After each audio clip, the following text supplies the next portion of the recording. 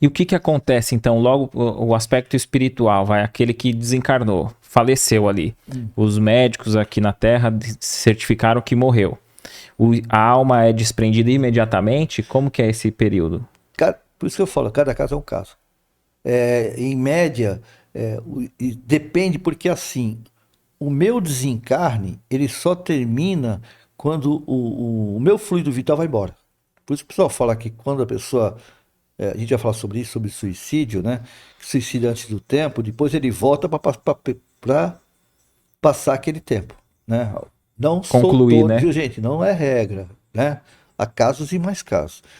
Então, o fluido vital, às vezes, você precisa dispersar esse fluido para poder cortar o cordão de prata, porque enquanto tiver o fluido vital, o cordão de prata está ligado, né?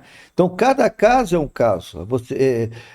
Automaticamente, você só desprende do corpo quando o fluido vital acabou. É que nem combustível, né? Só vai abastecer teu carro quando você, digamos que você, só vou abastecer quando acabar o tanque, né? E esse cordão de prata que você Ele se rompe, refere, o desencarne só é efetivado sim, quando ele se quando ele rompe. rompe, quando ele Ah, rompe. Tanto é que, por exemplo, Lázaro, né? O pessoal fala que Jesus, ele ressuscitou Lázaro. O Lázaro não estava desencarnado, né?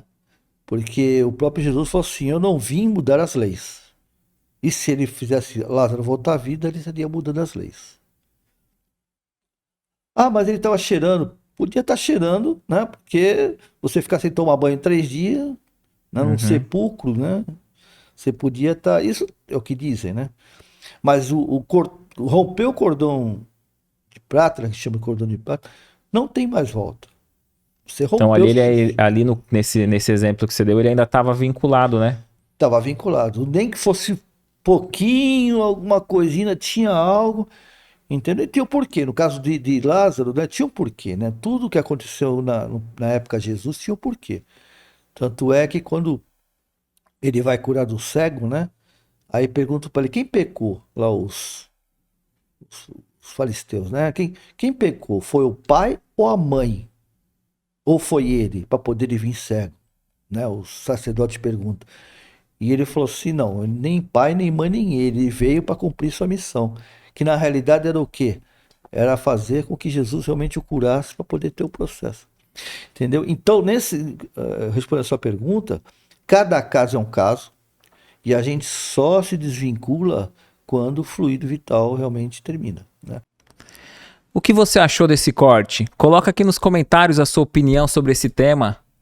Para ver o episódio completo, é só pesquisar Recomeçar Podcast Espírita.